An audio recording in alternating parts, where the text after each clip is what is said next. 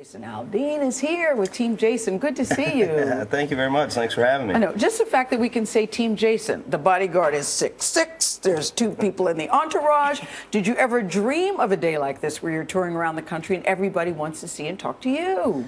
No. Obviously these last couple of years have been way more than I could have ever, hoped for. But it's been fun, and I tell these guys all the time, like the bodyguard and all that stuff. I'm basically just pay them to hang out with me and keep me company more than anything else. So. But what was your dream as a little boy? You're growing up. You grew up where?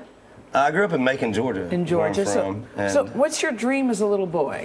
Actually, as a kid, I really wanted to be a baseball player. Okay. I grew up playing baseball and had a chance to go to college and kind of pursue baseball a little further. And the thought of going to school for 4 more years just was not very appealing to me at the time. And so I decided to kind of throw everything I had into music at that point, and went out and started playing some clubs and things like that, and kind of going down the music path at that point. And voila.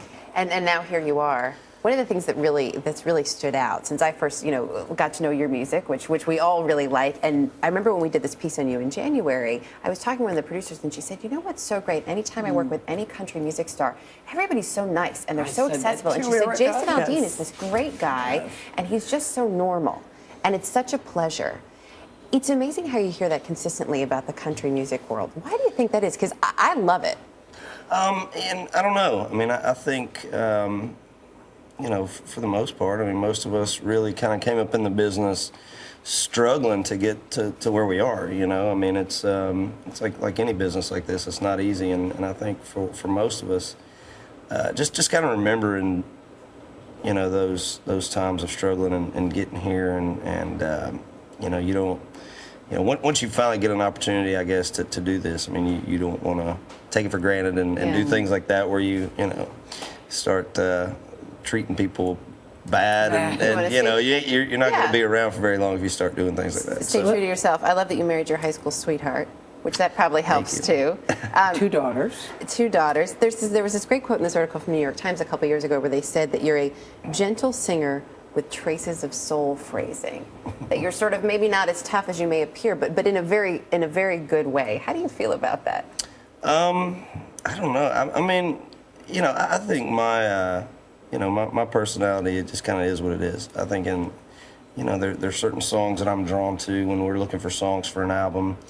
But I like what you said, though, Erica, about soul phrasing. For instance, you're on Letterman tonight singing with Lionel Richie. Mm-hmm. I have you on my iPod with Kelly Clarkson. I've listened to you with Ludacris.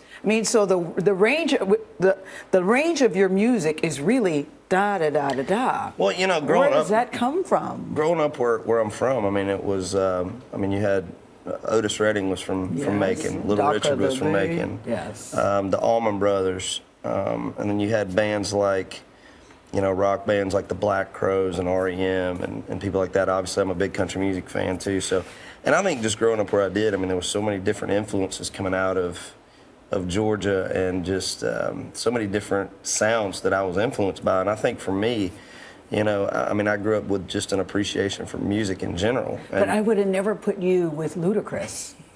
Well, I wouldn't have either, but you know what I mean? But it works. But I'm a fan, and this was, I think the song that we were doing, which was a song called Dirt Road Anthem.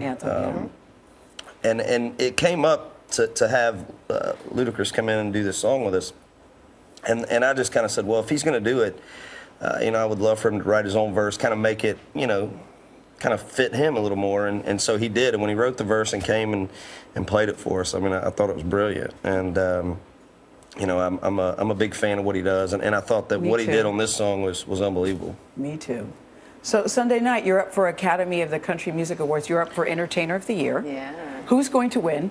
Who are you pulling for? I don't know. I can tell you who I hope does. Yes, I hope so too. I don't know, but it's obviously the ACMs are a big night for us in the country music world, and you're performing too, right? We are performing, and but it's a big night for us in country music, and it's out in Las Vegas, and Entertainer of the Year is that that award that's the last one of the night. That's Yes. the big one. So I don't know. I mean, we're this is our second year being nominated for it. And it's hard to say. I mean, everybody's had a big year. Well, listen, you've got good competition, but Jason, you're really good. I can't wait to see what you're going to wear.